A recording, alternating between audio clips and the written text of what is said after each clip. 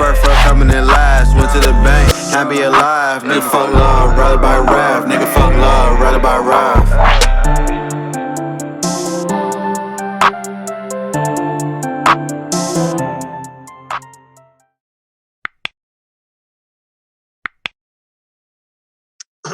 All right, episode 69 of Woodcrest Certified Giggity. Here we are, Austin. It's been a minute. Good to see you. You're like damn near translucent, and Chris, we could hardly see, so it's like a weird mix-up here. But hello, my friends. A lot has gone on as we opened last week. We mentioned the best time of the year coming, which is NBA playoffs.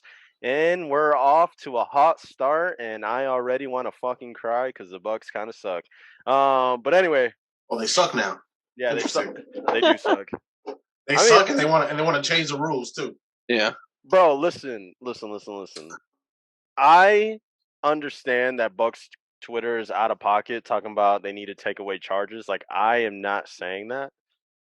Yes, I do think there. Yes, you were. No, I didn't. You were in the chat talking about it. No, I said that them being able to do that is fucking nuts. But what solves that is what I was saying is I think there is an argument to be made that they should extend the restricted circle. Not a very strong argument, bro. Yeah, I don't know. I think it's fine. I feel like most of those calls that are obvious charges get called, and the ones that aren't, if it's Giannis or Embiid or Jokic or Morant, it's usually getting called as blocking foul.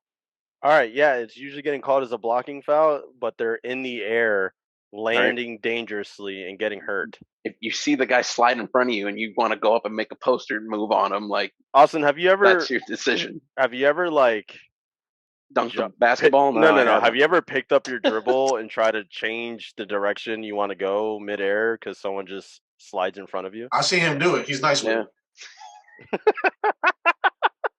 Yeah, you're nice like that. You could just swerve around someone midair. He got the gold on acrobatic layups. Oh, okay. All right, then never mind. Then you honestly, you should probably be starting for the Bucks then. Dude, you can tell when someone's gonna come sliding under you. It's not if their feet are set, especially.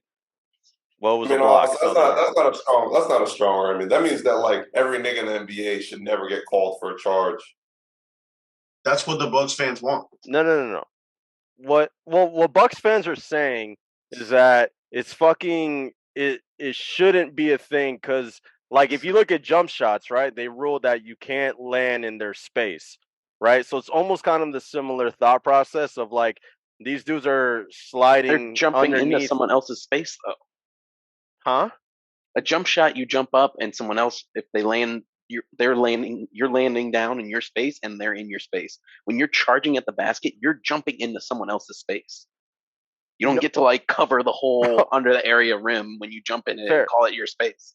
Bro, he's airborne. They're airborne. And again, taking Giannis aside, like the clip I sent with Joel Embiid, he's literally already taking off on 1 foot, and Marcus Smart just slides right in front of him. Like, where the fuck else is Embiid supposed to go? Oh, man. When Kevin Love tried to take a charge on LeBron, you know what LeBron did? He fucking posted him. Fucking banged on him, bro. Maybe Giannis should just get his weight up. That's what it is. But regardless, so I'm not saying that the NBA needs to take away charges, but I do think there's an argument to be made that it would be beneficial if they made the restricted area like a little bit bigger, just because of, like I said, when they made that rule in fucking 1999. But right? How is that going to stop people from? Let me finish. Let me finish. Okay. Let me finish, Austin. Go ahead.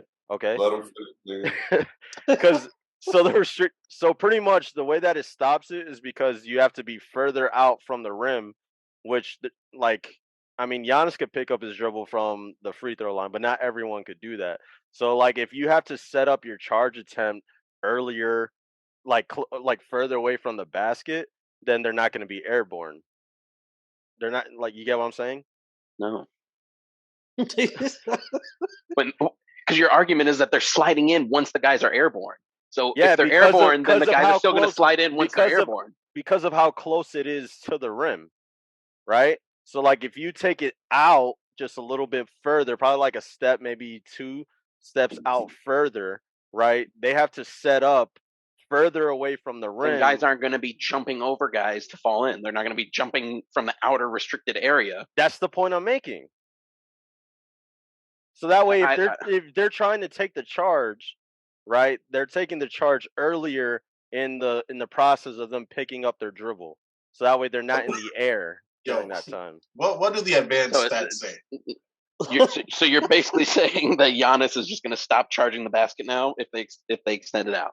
No, what happens is if the restricted area is fucking out a little bit more, right? You're like, oh shit, how's he going to get to the basket and dunk it? I can't set up for a fucking charge right underneath the basket, so now you got to actually contest this shit and play defense. It's not right underneath the basket as it is, though. If contest this shit and play defense, then that's just going to be a quick foul on the defender. Yeah. So are they supposed to jump straight up and have the contact, absorb the contact? Where's the restricted area? It's like what, 5 under feet the rim? It's 5 feet from the basket, right? Right. It's like 5 feet. What Rook is saying is if you extend it to like 8 feet, the likelihood that somebody's going to get clipped decreases. Slide. That's what Rook is saying. Yes. Right. But I don't see how that doesn't change anything from what it currently is, because the reason they're sliding and getting to where they are now. How many people are launching? How many people are launching from 8 feet? From 8 feet out. None of them. But then that's what I'm saying. No, but all you're saying is that's going to force Giannis to stop charging the basket and dunking it. No, what it's going to force defenders from not being able to slide underneath when he's already airborne. They're sliding underneath because it's so close. Okay. If it's further back, he's not attacking the basket. He's not giving them the opportunity to slide underneath. He's still attacking the basket, Austin. He's not jumping, but he's not in the fucking air. Right. By the way, the restricted area on the key deem is 4 feet from the basket. Right. So if you extend that shit to 5, even 6 feet, like 5, 6 feet, right? Okay. You get what I'm saying, Austin? Like I don't get what you're saying, because if he's going to attack the basket, he's got to jump from X number of feet, regardless of where the restricted area is. All right. So if you move it back, he's not going to get his blocking fouls. No. What he's saying, is or he will get more blocking fouls. So Giannis is going to. He doesn't get enough. He leads the league in free throws. So Giannis, what Rook is saying is Giannis is jumping from 5 feet. Right. And because Giannis is jumping from 5 feet, Marcus Smart has the opportunity to slide under Rook. But if you extend it, Marcus Smart doesn't have that opportunity, right? Because Giannis isn't going to jump from 8 feet. He still has the opportunity. It's just he's going to get called for fouls more often. Right. Yeah, it's going to be not more often every single time, because it's within the restricted area. Or where was the energy before this weekend? Why wasn't there shit prior? Bro, look, John, I've said this shit. I've said it multiple times. When Marcus Smart did it to Embiid, and this was a minute ago, I brought it up, because especially with Marcus Smart, because he's a super flopping bitch, and it's really irritating to me. Oh. But I say that shit all the time, and then fucking John Morant just got hurt from it. Then Giannis just got hurt from it. So like the biggest stars during the biggest games of the year aren't able to play the games because of the shit. I think you're just rewarding players who attack the rim with reckless abandon, which is awesome. But I think I like that shit. That's what and B, I think really all that's going to happen is, players are athletic. They're just going to adjust to the restricted area being scooted out more, and they're just going to move to it quicker and do the same exact actions they're doing, just quicker and further out. Okay, exactly. So if they're getting to the actions quicker, right? That means you get within, again, if let's say you're extending the restricted circle to 6 feet out, right? Then from there, all you could do is actually try to play fucking defense, which or you can just take a charge quicker, which is probably going to result, which could probably result in more fucking posters, because you can't just post up right by the rim. The only person who's going to be postering from that far out is Giannis.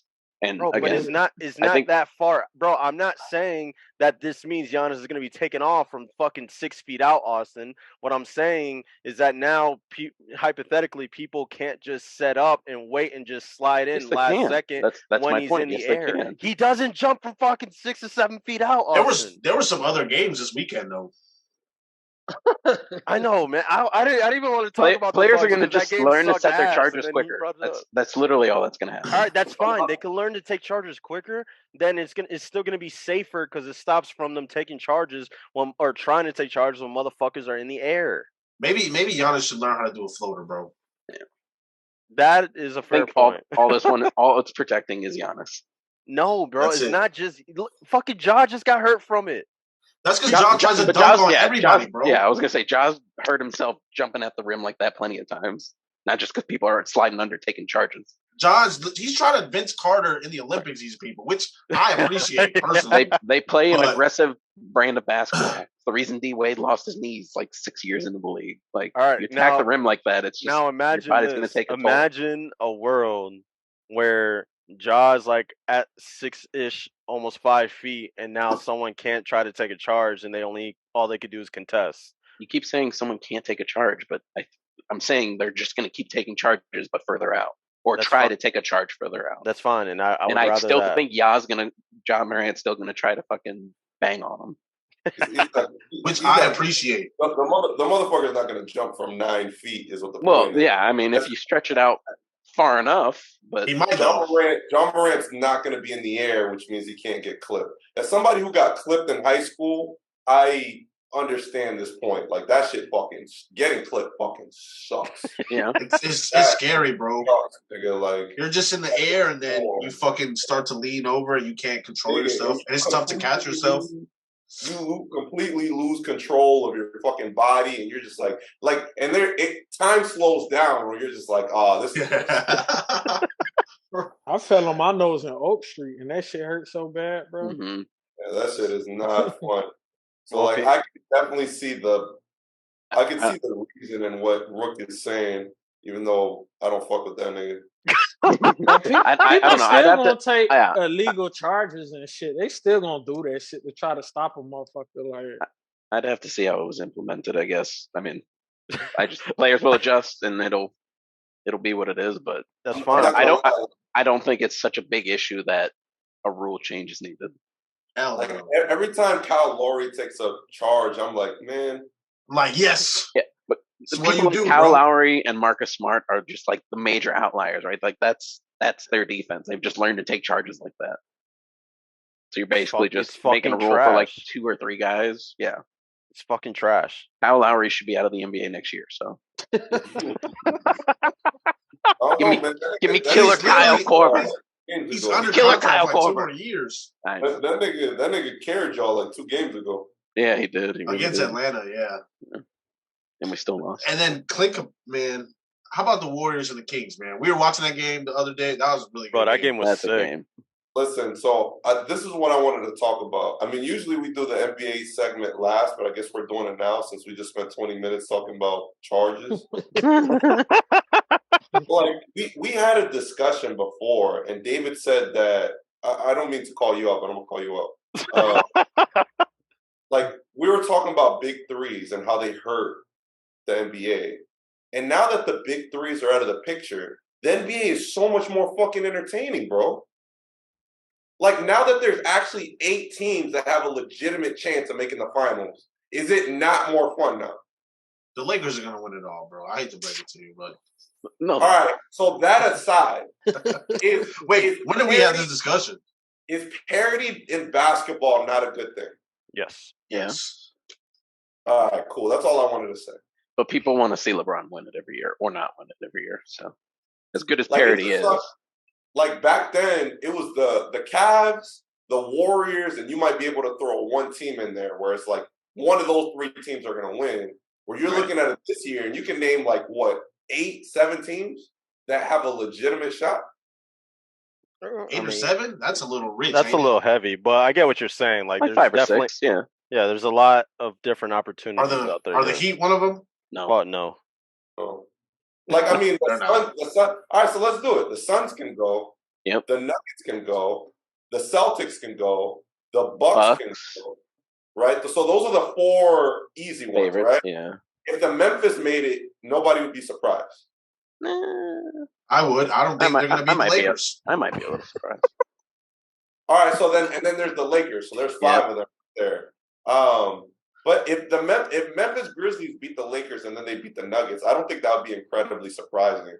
If the 76ers made it, I don't think that would be incredibly surprising. I would be pretty surprised if the Sixers Yeah, make it. Memphis is mad young, bro, and you think they're going to beat the very experienced Lakers versus And then Yes. the Nuggets too. The Nuggets have been a few games away from the finals. So I'm saying relative. Yeah. Like the Memphis Grizzlies making it to the finals wasn't like the Atlanta Hawks making it to the finals 8 years ago. Yeah. Like you can see a path of them making it, right? Right. And I'm saying that is good for basketball. Yes. The Clippers can make it. Yes. Yes. Okay. That's good for basketball. That's all I'm saying. I agree. All right. Agreed. I agree. Do you guys so because they just played last night, the Clippers and the Suns. Clippers are, if Kawhi's, doing his thing. Yeah. But also talk shit about Russell Westbrook, bro. I know you want to. Me? Russell Westbrook had a pretty bad game, but he also had a pretty good game. Yeah, I was just about to say that, dude. I was just about to say that shit. I was listening to JJ Redick's podcast, and he dropped this clip. He called it the Russell Westbrook experience, where it's like, he'll go out there, have a shitty shooting game, right? Like he's just throwing up shots that you're like, what the fuck is that? He'll have some turnovers, like, what are you doing?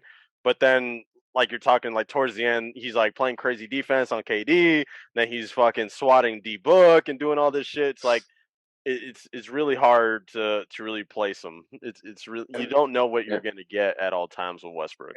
And then I seen a video of this nigga going up to the box and with a damn fucking fan. Like, bro, what are we doing? This nigga got his shirt rolled up halfway, Ezekiel Elliott style, ready to fight a fucking civilian, bro. Like, Westbrook is different. Yo, I respect it. He told that man, "Watch your mouth, motherfucker." Yeah. The guy was like, "Take it like a man." Like, I called him Westbrook. Isn't the wouldn't the manly approach to disrespect be to defend yourself? I don't know. Yeah, I don't know. Fans just feel like because they pay for the tickets, you can just talk crazy to NBA players, sports in general, and it's like that's not how that works, bro. Like they're still fucking human. You just can't be doing that shit just because they make millions of dollars. Yeah, Rick gets his tickets for free and he still talks shit. Yeah, I'm about to say they just waiting for a lawsuit. Hit me, bitch. I'm finna sue your ass. Like. Well, Pete, you're just gonna get ejected. Sorry to tell you, they're probably not gonna fight you. If Westbrook hit me, I'm just finna cry. Like I'm not even swinging back. Like I'm literally gonna fold up and cry. Yeah. Like. Be like, "Gotcha, bitch." Yeah. Throw myself into the wall, make it hurt more. They're gonna turn you into a meme on Twitter, though. I don't give a fuck. I'm gonna be like Mr. Krabs, dollar sign. Like, you know what I'm saying? I'm just gonna delete every social media I got with my millions. Like, you're gonna make burner accounts. No, but for sure the Warriors and that I would be surprised if the Kings made it to the finals. So that's like one of the teams that I'd be surprised if they make it there. But dude, De'Aaron Fox is a fucking hooper. They're real good offense. Yeah, dude just gets buckets. I'm surprised at how cleanly and how smoothly Andrew Wiggins came back. He just came back. He pretty much was balling. I'm looking at these first round matchups, and the Kings and the Warriors are an amazing matchup. Yep. The Clippers and the Suns are an amazing matchup. It's all looking the like good ones are the West. Yeah, well, the Celtics and the Hawks aren't going to be a good matchup. No, the only one in the East I really like is Cleveland and New York. Yes. I mean, the Hawks. Or the Heat took a game from the Bucks. Yeah, but they bitches though. That kind of makes me nervous though, because I feel like the Bucks always lose like the first game. I mean, if Giannis comes back, it's over. So I mean, I'm not gonna lie. Like y'all had like y'all best shooting game of the fucking year, and the Bucks had the worst shooting game of the year. Like I just and they lost Giannis, so that's kind of an outlier. But we lost Hero, so it's even. So. Dude, how about Reggie Miller, bro? Reggie the usage rates, dude. Reggie Miller really said on national television that the loss of Tyler Hero is greater than the loss of Giannis. Yeah, that nigga's smoking crack. Like, what are we talking about here, dude? They're like the Bucks have played 16 games without Giannis. They already know how to play without him. Right. I'll tell you what though. Like, is Middleton not better than Bam? Hell Lately, no. maybe. What the fuck? Dude, Bam's been playing like fucking dog shit lately. Like Bam turned Middleton- up in the second half though. Yeah, like the game was like over by then. Yeah. Oh, was it? The Bucks kept making it close. I mean, No. they cut it from like the Because of Heat were 18 like to 9. the Heat were Because like of up Middleton. 8-12 the whole game. Like Middleton carried them. Like he was getting bucket after bucket after bucket. And I'm just like, yo, this nigga looks like a legitimate number one option. Come on, bro. He's good on offense for sure. Bro, he's fucking nice. And it's fun. David was like, "Oh yeah, Rook, you want to talk shit about Middleton now? So obviously you guys have the best player on the court." Still, I was like, "Bro, Jimmy had 30, stand by your word, bro. Didn't Jimmy you say had Middleton was 35 better and than Middleton Butler? had 33. Like that's not the right night to really plant your flag, bro. Like I was yeah, just like Middleton was reminding ass you or of something. what you said. Yeah, but Jimmy does it on both sides. Yeah, We I put up said 35 that in. Jimmy is the better defender for sure. Right, but you think Middleton's a better basketball player than Butler, right? He's better for the Bucks than Jimmy. No. would be. Yes. Better at basketball. That's what you said. I'm taking Middleton over Jimmy. There you go. Stand by that. Yeah, no, you're smoking crack. But you gotta understand. I'm Did taking you it. Did you not watch the game last night? I'm bro? taking Like, it from the 30 at perspective. halftime. I'm taking it from the perspective of how they fit with Giannis, though, and Middleton fits better with Giannis. So when you evaluate players, is that how you do it? You're like, man, how would they play next to Giannis under the cool? Like we're saying, who is the better basketball player, bro? Like, and this guy thinks about Giannis. He's not even an option. clearly, bro, it's clearly Jimmy. Like the fact that Middleton plays better next to Giannis is arguable. Yeah, that's arguable. But like, who's a better player between Middleton and Butler? Like, there's no argument there. Oh wait, but there is. Who plays better next to Giannis? I mean, like Middleton plays better when Giannis is gone. So that nigga Butler was literally like he made y'all zone look like a middle school zone. Like that nigga was literally doing whatever the fuck he wanted. Like, dude, our defense was fucking terrible last night. Or last night. That shit was ass. No, all right, yes, fine, yes. Jimmy is better than Middleton, sure. But again, when it comes to next to Giannis, I'd rather Middleton than Jimmy. I don't even know what that means, but I think they fit better. I guess. I don't know. I don't know. Like Austin Reeves probably fits better than LeBron, but like I mean with LeBron, but like what does that even mean? What? I don't understand what you're saying. He's saying Austin Reeves fits with LeBron, but would you rather have Austin Reeves or Chris Middleton with LeBron? Yeah, you know what I mean? Like it's no, I think Chris very well with Chris Middleton would fucking ball out with LeBron. What are you talking about? No, but I'm saying, would you rather fucking have Austin Reeves or Jimmy Butler? Next to You LeBron? would obviously have Jimmy Butler, but Austin Reeves might be a better fit, right? But who gives a fuck? Jimmy Butler's the better player, right? Like, no, but you gotta think about Giannis, bro. You gotta take into account Giannis's feelings in this.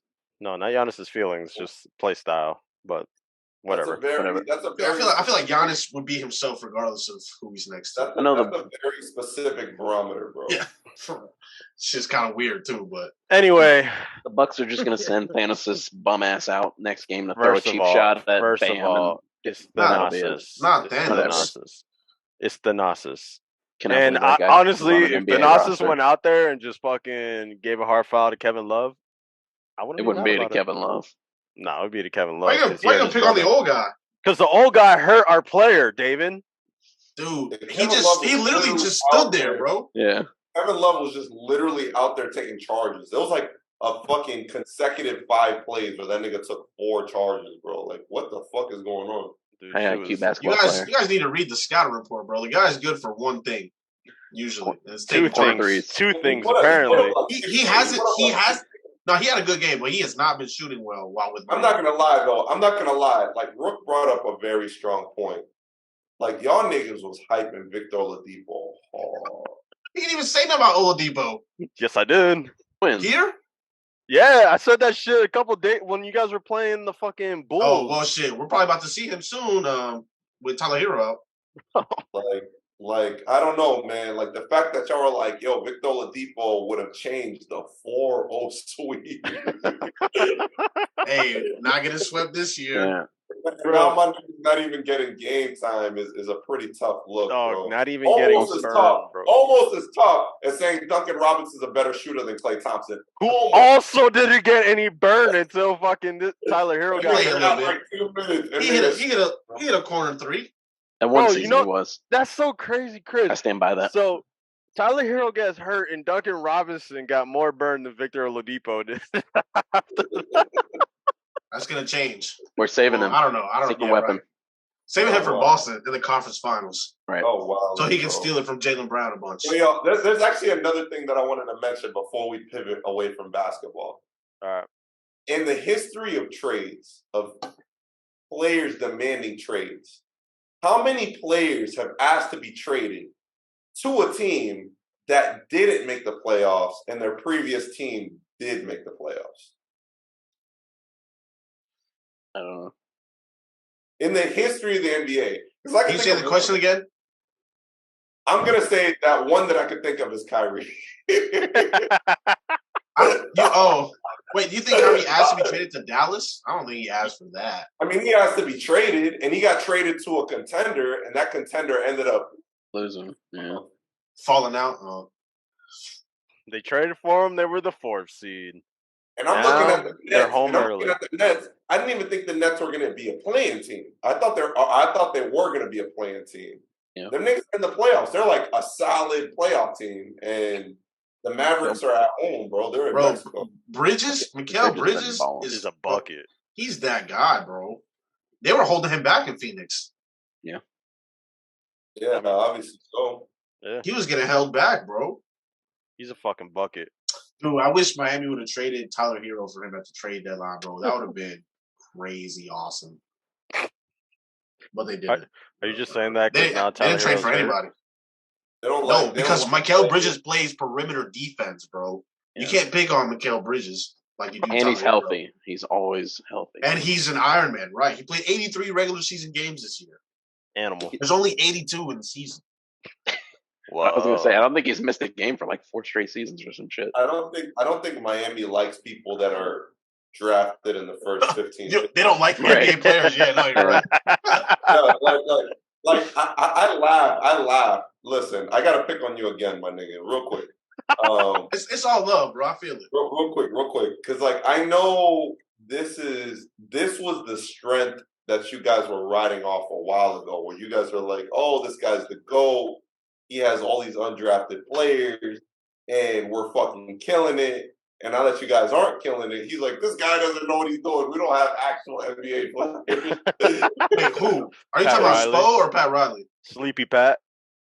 Yeah, I'm talking about Pat. Well, like a combination of the two. You guys were praising Miami's ability to find the diamonds in the rough.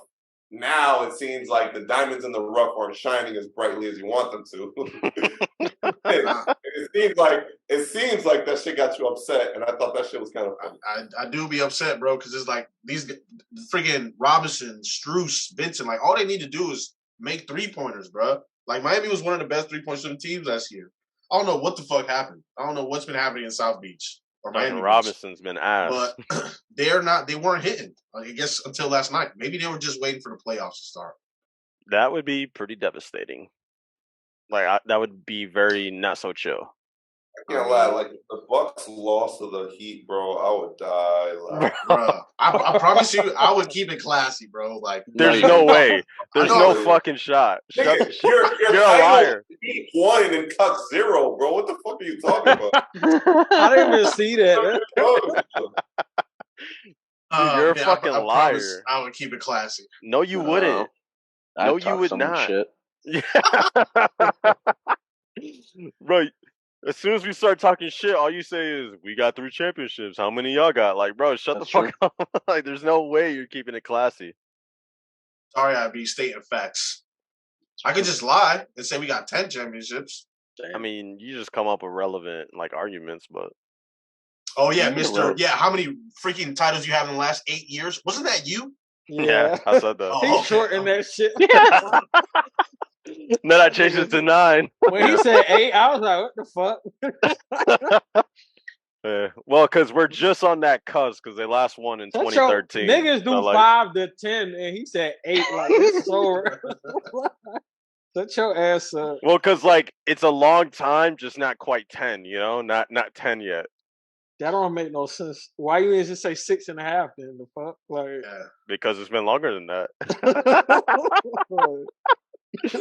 No, I'm just saying, like these dudes be like, "Oh, the Bucks are a poverty franchise, and we're the winningest." Said you were a poverty franchise. Yeah, and we have the most wins, regular season and postseason, over the last like 4 years. Yeah, since Giannis and 1 title. Okay, that's more than what the Heat has gotten. It's a pretty good run, David. Yeah, I mean, 1 title is 1. Like, what the fuck are you talking, David? You're a pretentious asshole. Like, what are you talking about? Like, you got 1 title. What's an acceptable amount of titles? How many do the Magic? At least 2. 2. Give me 2. You know what I mean? Like, go back to back. Go back to back. Do that. Like, nigga, y'all had LeBron, D Wade, and Chris Bosh, and it wasn't because. Okay, but don't this guy be gassing all y'all his niggas was in Miami. That's the reason that shit happened, because it was in fucking Miami. Oh my gosh, not the Miami flu. Come on, bro. Like, why did niggas go to Brooklyn? Did niggas go to Brooklyn because their front office is amazing, or is it because it's fucking Brooklyn? Biggie Smalls. I mean, because it's fucking Brooklyn, nigga. Because niggas want to be New York. The city advertises itself, bro. Like, y'all niggas had 3 certified Hall of Famers at the same time in their prime. Of course, y'all gonna win 2. Get over yourself, nigga. Get over yourself. Come on, bro. My nigga riding out there like he was in the fucking training camp with them. Like, yo, we went through the fucking trenches. Like, nigga, I don't be talking like that, bro. Hey, there was no other team. The Nuggets should have been in a better city, then, ain't it? Come on, bro. Get out of here. Boston built a super team too. You said what? Yeah. Like, y'all Miami Heat fans are the worst, bro. Yeah, I fuck with Queens. I fuck with Queens, not Brooklyn. So. And I fuck with Manhattan. Austin is my guy, bro. Thank you. Hey, yo. Nah, fuck you. Never mind. All right. On to the next topic. Who's going to be in the NBA Finals? The Milwaukee Lakers, Bucks, the Denver Nuggets. 1 by 1, please. I got the Nuggets and the Celtics. The Nuggies and the Celtics. Like that. David said Lakers, Heat. I say Bucks, Nuggets. Pete? You said the Lakers and the Heat? That's what David said. Yeah, bro. I got to ride with these people, bro. I respect it. I don't. I'm 10 toes down, bro. I don't know if you know this or not, but 10 toes down. I'm also 10 toes down for you too, bro. Damn, that's real. Objectivity is something David doesn't have, bro. Nor do I have homophobia.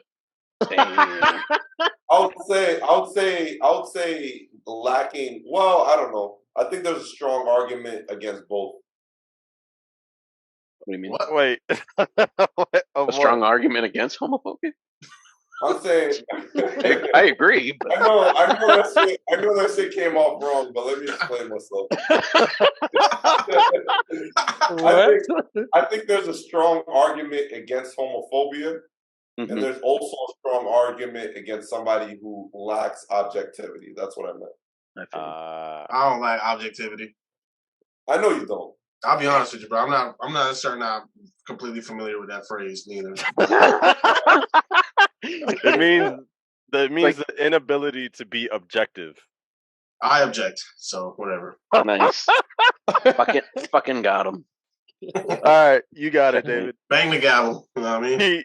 Pete, who do you have? I don't fucking know. Whoever win, I'm gonna put just that say the Bucks. on. Just say the Bucks. Say the Bucks, Pete. He said the Nuggies, bro. The chicken Nuggies. Bro. Nah, I would never root for the Nuggets. Damn. The Bucks, though. Would you root for the Bucks? Bro. I don't Bucks, fuck Pete? Milwaukee too. Nice. Hey, fuck you then, bro. Nah, I'm just playing. That's how he really feel. Nah, I love Pete. Pete's my dog. Austin, who do you got? I think Boston and LA. Which LA? Wait, which LA? Lakers. Oh, bro, why does everyone love the Lakers so much? They got the best basketball player in the really NBA. If AD stays healthy, that's a big if, bro. I know. If not, I like the Nuggets. Even if AD stays the Lakers could beat the Nuggets without AD. I don't know. Get the fuck out of here! Ain't no way, bro. Ain't no way you believe that. They did that this year. Who's gonna four times in a row, dude? In a 7-game series, dude. That's crazy. Come on, bro. Dude, this guy's crazy. Nobody on the team. That song, nigga. You're LeBron James. Bro, you're a stan, bro. Like you're an STAN, bro. Spell it again. Chris, Spell it again, Chris. What are you drinking, Chris? Jack Daniels. Is that straight liquor? Goddamn. Chris do not mix, bro. He just drink. I wouldn't be surprised if he put a straw in the bottle. He's got half a mason jar. That nigga liver throwing up gang signs. I hope you're off tomorrow. Yeah, hell yeah, I'm off. But you a stan, bro. It's alright though. Hey, bro, you know I'm getting down, bro. LeBron was like what, the 4th best player on his team last night? Nah, he was just in chill mode. Every first game. So he was the 4th. So he was the 4th best player on his team last night. Is what you're saying? It's a feel out game, bro. I know for a fact that you have watched. Austin. Who would you say the 3 best players were on the Lakers last night? Rio Hachimura. Yeah, Reeves and Austin Reeves. Yeah, Reeves took off in the 4th quarter. Oh, okay. It's LeBron James, bro. LeBron James. Like I want you to take a picture of your LeBron shrine and post it on Facebook. I don't have one. If I had a shrine of anyone, it would be D Wade. But I feel you though. That nigga, STAN standing. My name is David, so DAVID. All right. We did good on the spelling bee portion of the podcast. All right, next topic. Nice. And of course, we talk about the QB shit in the group chat. We start bringing it out, and then Austin wants to just rub some salt in it with his picture there. Well played to you, sir. But yeah, so big news today. Jalen Hurts, biggest contract in NFL history, $255 million. I think it's like pissed. No, bro. As he should. Go off, King. He's got like a 170 guaranteed or something like that. So fat contract, nonetheless. And you know me, I was scrolling through Twitter, minding my own business, and I see one of the reporters tweeted out, "All right, so now that's done. The next up is Lamar, Joe Burrow, Justin Herbert." And then I see Austin respond. He was like, overpay for Jalen and probably going to overpay all these other QBs as well. So naturally, I had to go to the group chat. I'm like, yo, Austin, what the fuck you talking about here? And yeah, that sparked a heated conversation about paying quarterbacks and whether you should pay them or fucking trade them, which is just absurd to me. But Austin, I want you to take the time, speak your piece on what you're trying to say here, and to catch everyone up on your side of things. So, obviously the way you structure the contract, his cap hit isn't going to be the 51 annual average value per year, but taking it at that value, because, you got to stretch the contract out with the guaranteed money. It's going to be paid out for like 10 years, right? But let's just say hypothetically it was.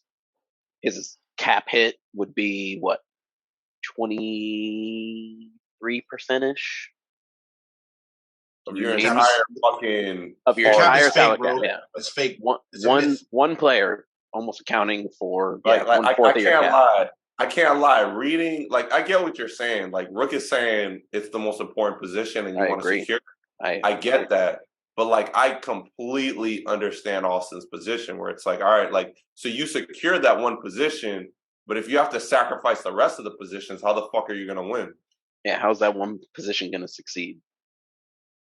So it's like because regardless, without that one position, you're not going to win. But we've seen I it, gave though. you exactly. I gave you multiple examples. The No, Eagles like have done it twice. you'll find success, right? You'll find success, but you're not going to win. Like So, like, the Eagles literally won. Nick Foles was an anomaly, right? Like, but granted, he played out of his fucking mind, though. Nick Foles played out of his mind. Who's the starting quarterback for the Buccaneers when they won? Broncos fan? We say anomaly, but let's look back the past decade, right? And take out all the Tom Brady wins. You have the Ravens.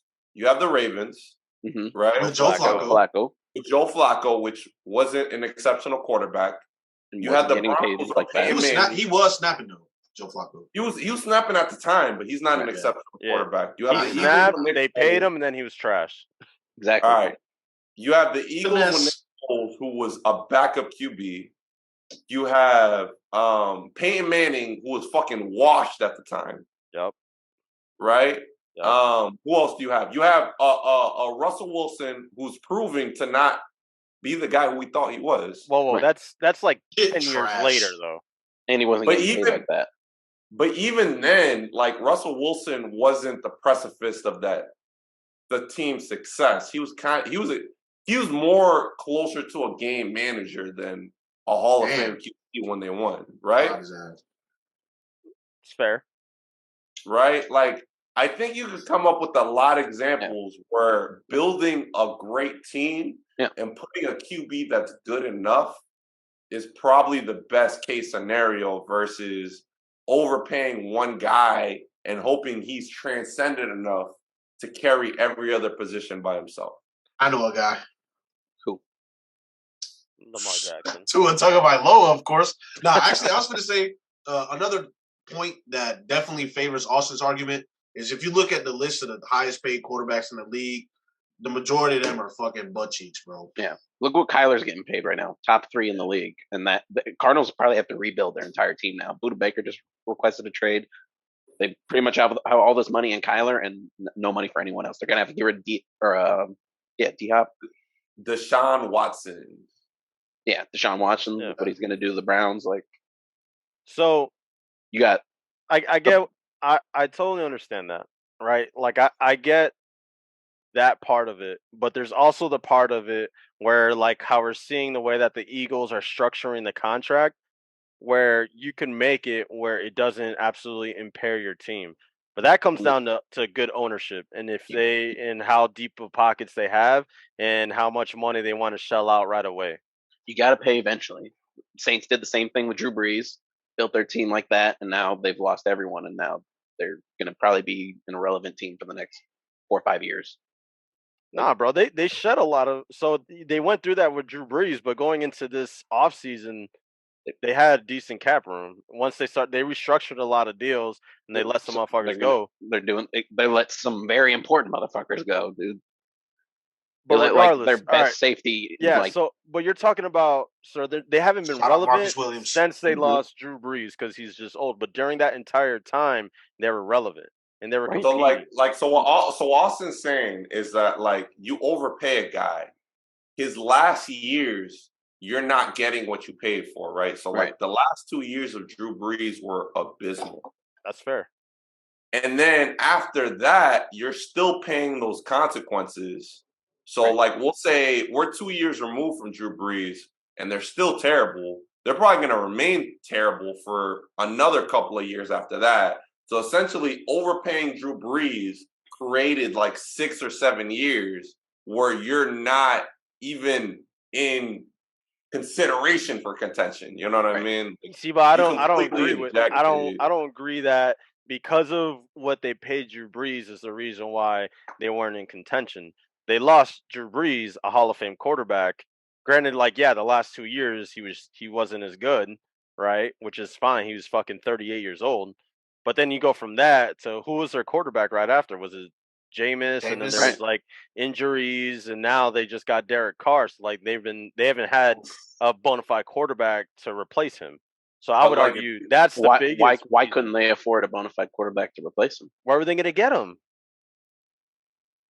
There were quarterbacks available many offseasons now. Like, I mean, who's if available? you look at, You have to pay. Lamar I mean, Jackson. if you look at their roster is lacking.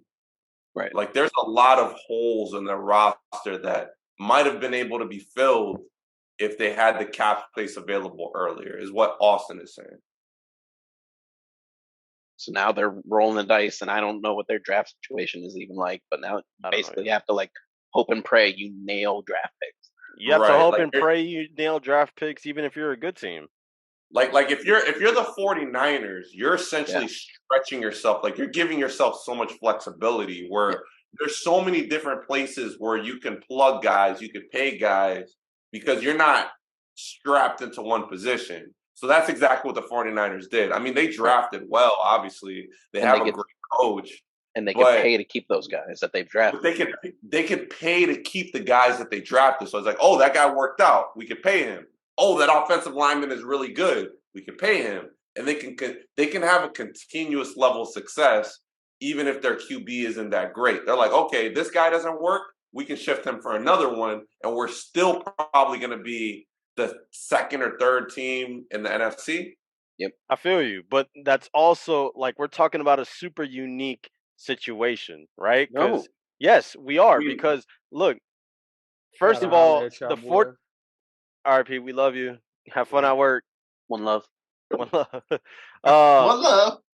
But we're talking about a unique situation with the Niners because not everyone could draft as well as them. Like, they're do phenomenal drafting, and they've been very lucky that they're able to have a fucking serviceable QB and Brock Purdy. Like, this man was the last pick of the fucking draft. I don't think that's luck. I think that's good coaching and a good team building. Yes, but not everyone has fucking God, I'm blanking on his name.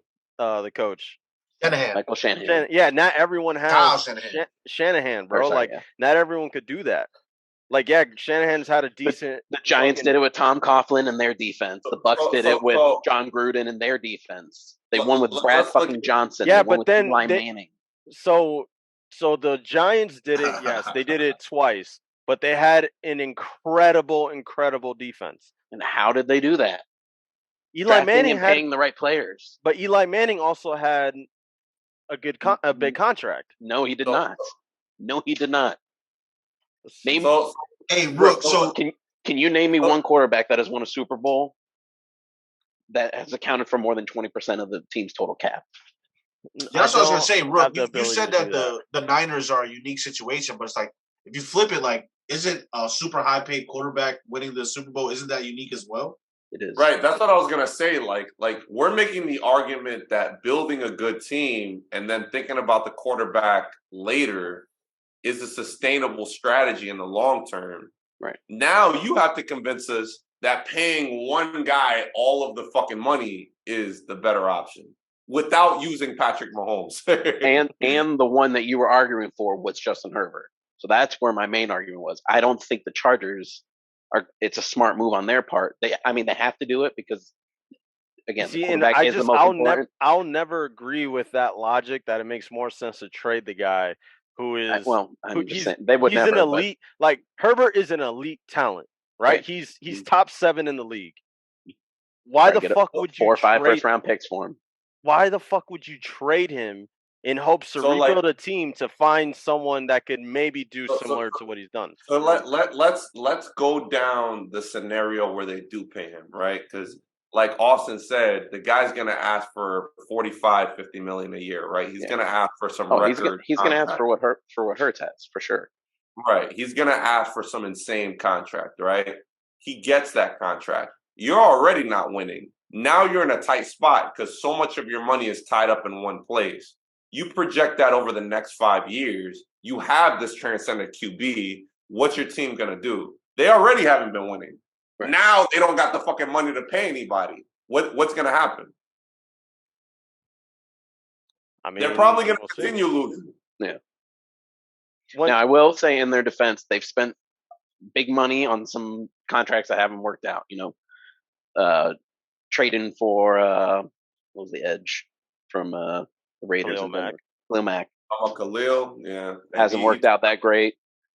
Some of their defensive signings Yeah, I I feel mean like they had Jackson. crazy injuries too because they signed that corner from the Patriots who's like J.C. Jackson. yeah, and he was out for the year, and then I don't, they go ahead, Chris. I don't know what it is about the Chargers. These niggas stay fucking injured. Like I don't know. It'll be weird. worse. But you got Keenan Allen getting close to the end of his time. Mike Williams just cannot stay healthy. Yeah. Yeah, that was another thing too. You're saying that this Justin nigga- Herbert. Eckler wants out. You were Like, saying those are his Yeah. weapons. Like he made like 40% of his target share is to dumping it off to Austin Eckler, dude. yeah. All right, so you were talking about how Herbert had a down year where it's like, bro, his receivers were fucking hurt for majority of the year, so he was throwing to number threes in Eckler. I mean, he gets insane production always out of Eckler, so I don't like the point is that like if you pay the guy, you're paying him Yeah. because you feel like you could win. But I don't know if paying him increases your chances of winning. right. Well, it is better chances than you losing him. I just I don't know. I don't know. History says otherwise. History says building a strong team is how you win a Super Bowl. Unless you have a completely transcendent talent like Tom Brady, who was taking pay cuts so they could build an amazing team around him, or Patrick Mahomes, who was a freak of nature, the greatest quarterback the game has ever seen. Like when you have a Patrick Mahomes, you're paying $50 million and you figure it out. And they already have a stacked team with him. He has Travis Kelce. He has the greatest offensive coach the game has probably ever seen. Good offensive lineman, good defensive lineman. I mean, the defense could be better. The offense probably could have a couple more weapons, but I mean, that's a different argument where, like I've mentioned in the chat, where this is me speaking without ever being in my life close to a scenario where they're at, where they can make $225 fucking million over 5 years, right? But in my eyes, if I were in the situation, I would want to take the Mahomes and the Brady approach, where you're having a lower team friendly contract to be able to build around. So like, I'm so thinking that I agree with that sentiment, but at the same time, I'm saying like if you are these teams, you're paying the fuck out of Joe Burrow, you're paying the fuck out of Justin Herbert and Lamar Jackson because these are transcendent elite fucking talent quarterbacks, and you have to do it. So I'm thinking of like the greatest QBs to ever do it. You got Joe Montana, who represented a pretty minimal share of the entire cap space at the time because nobody was getting paid at the time. It resulted in the 49ers having an extremely stacked team, and they won a bunch of rings because they were stacked. Amazing defense and top 2 greatest wide receiver of all time. You got Tom Brady, who was taking pay cuts after pay cuts, right? You got Peyton Manning, who won his first championship the year that Brady was hurt. And then his second championship, he was buns. He won because the rest of the team, right? You have a guy like Aaron Rodgers, who won that one time, and then after that kept on falling short over and over and over and over again. Like I'm reaching to find like the reasoning and putting all of your chips into a QB, and I feel like history just doesn't prove your case, bro. Like it don't. Montana's yearly average was around 10% of the cap in 1994. No quarterback has won a Super Bowl, which would be more than 23 million in 2023, essentially. Look, I get what you're saying, but if you're going to be relevant, at least relevant for 10 years, like you got to sign your QBs. No, you don't. We literally just proved that with the 49ers. All right. So Austin, are you trading or are you paying Joe Burrow? I mean, I'm paying Joe Burrow. I'm probably paying Justin Herbert too, because if you don't, you're going to lose your job. So then, what the fuck are we talking about here? I mean, that's just how the game is. Like, it doesn't mean it's the right choice or the smart choice, but it's the choice you have to do. I'm just saying, if I had an owner that really believed in me and I was like, listen, like, we're going nowhere fast, and I don't think Herbert is like so great that he can take us to the Super Bowl unless we like build a decent team around him. I mean, we saw that. He literally lost to the Jaguars. The thing is that Joe Burrow in 2 years has overachieved expectations. Right.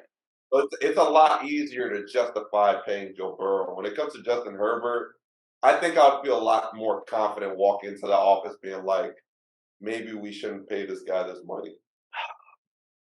And I fuck with Justin Herbert. I like him a lot. Yeah. But, like, if I'm thinking about the longevity of the team, like, am I going to invest $50 million a year on this fucking guy? Do it. I'm just telling you, I've seen it. I mean, he's literally walking the footsteps of Dan Marino. It's like the Dolphins have just recently gotten out of that. They were just a completely mediocre team for 20 fucking years. You know why you were super mediocre? Because they did not plan well for post Dan Marino. They were paying him a bunch, hoping that they were going to get a Super Bowl with him, and it never happened. I mean, I would argue it's more so because you haven't had a fucking quarterback in like 20-something years, but... Well, no. I mean, we had Chad Pennington, set like a no interception record. Same year with Chad Pennington. Dude, all right, sorry. So you guys have a history of injury-prone QBs then since Dan Marino. So I'll put it there. Yeah, the thing is, like, because guys like Tom Brady and Pat Mahomes represent such a large share of the championships won. That's also the thing. I feel like there's like 3 guys that are skewing the stats in an extreme direction, right? Even then, Tom Brady. It's like you're gambling. What you're saying is like, if I want to win a championship in the NBA, I have to have a LeBron James. But it's like, nigga, like, what are your chances of landing on LeBron James, bro? Like, that's why I'm saying, why do you fucking trade LeBron James, though, in hopes of maybe getting someone like LeBron James in a draft on a rookie deal for you to build around? The thing is that you're not trading LeBron James. You're trading a guy that you're hoping is turning into LeBron James. Right. Justin Herbert isn't LeBron James. You know what I mean? Like, Justin Herbert might be Paul George, maybe. Like, maybe a James Harden. Oh, yeah, no. Prime James Harden. All right. Maybe. Bro, I'm just saying, he's a top 7 talent, bro. You don't let that shit just walk. I would not be letting him walk. I would be trading him for a buttload of picks. All right. Regardless, you don't do that. But even if it means you're going to be in fucking salary cap hell for the next 10 years and live on the on the wild card, it's just, I don't know. I think the biggest issue with the Chargers is that they're in the same division as the Chiefs. Like, if you're going to decide what team to go to, right, as a free agent, and you're looking at who you got to go against, right, you look at the fucking AFC as a whole, that's just going to be something that's going to be tough. Because, like, if you're going to decide who you could win with, it's going to be a tougher conversation when looking at who you're going against all the time on that end.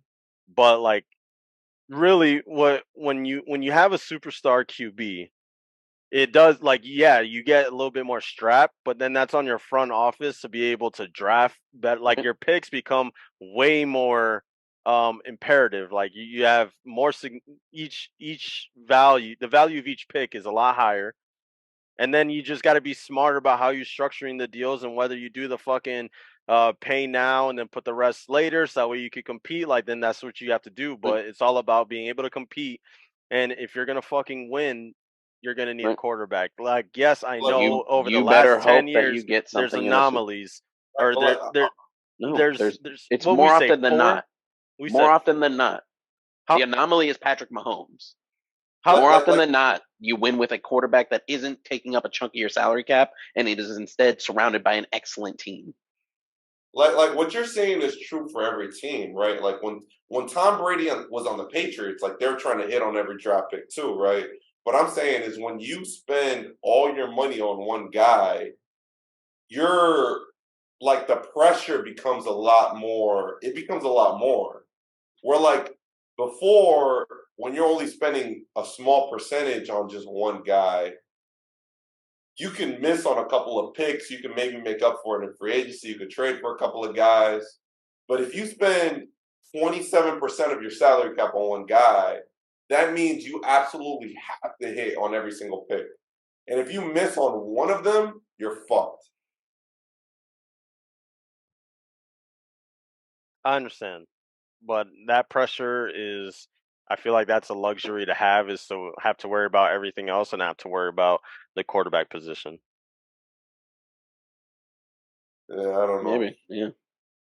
So I don't know, but I'm looking at the list of Super Bowl champions over the last 10 years.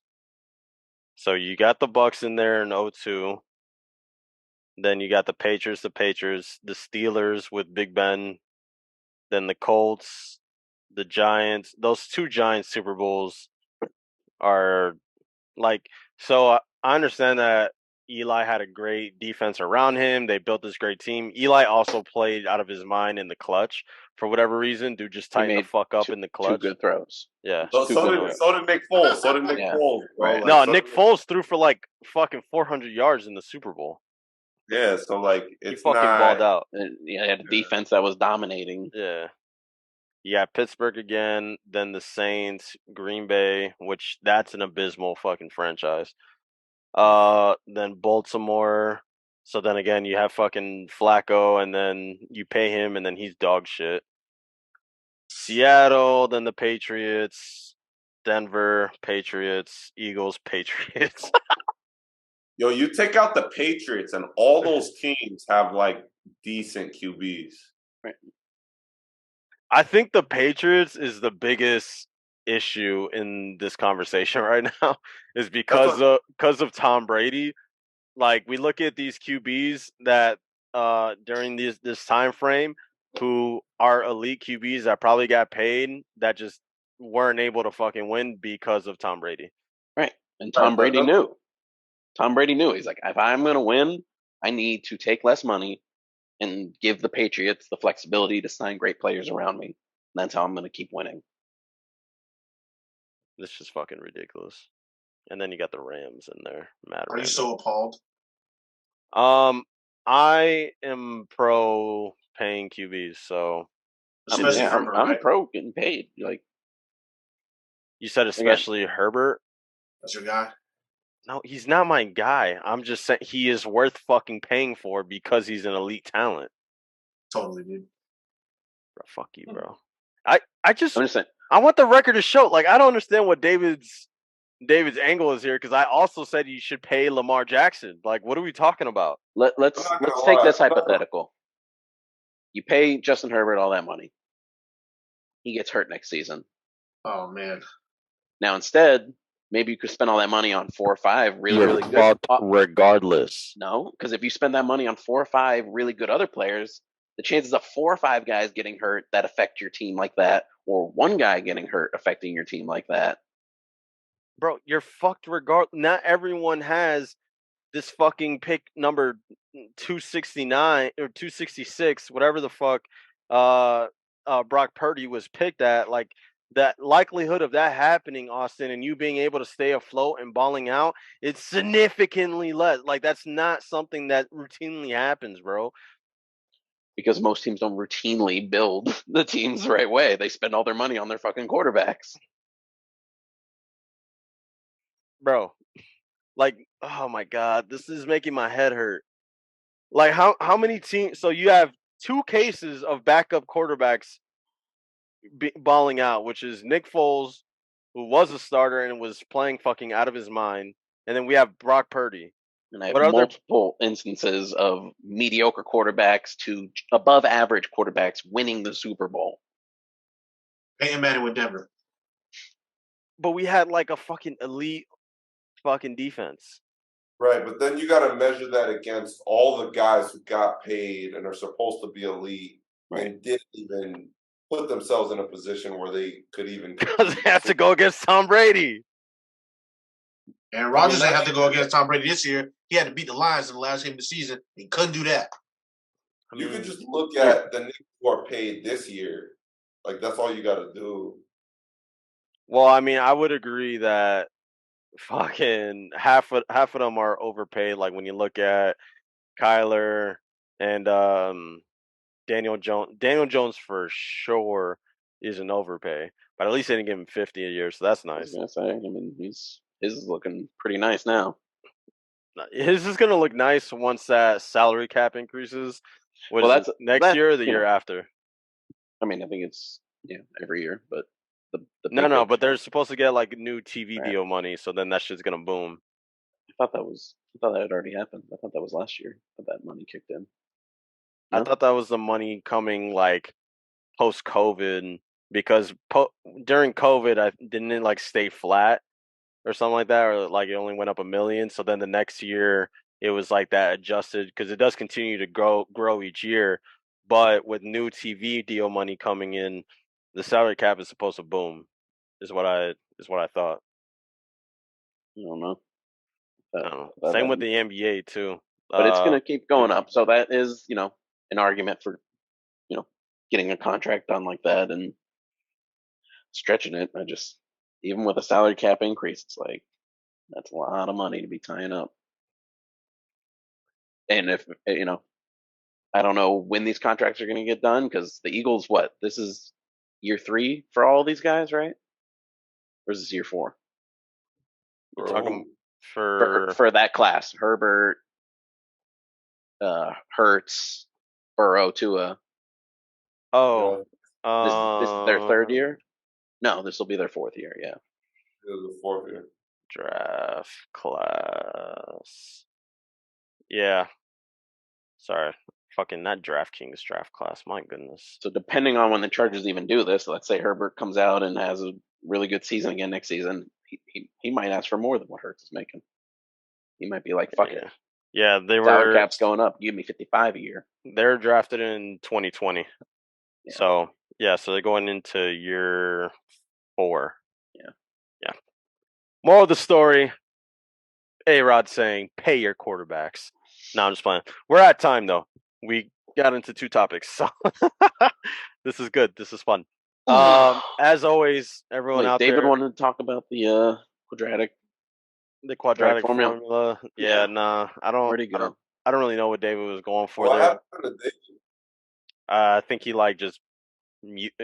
he probably got up or something, so he paused the camera. He had to fix his underwear.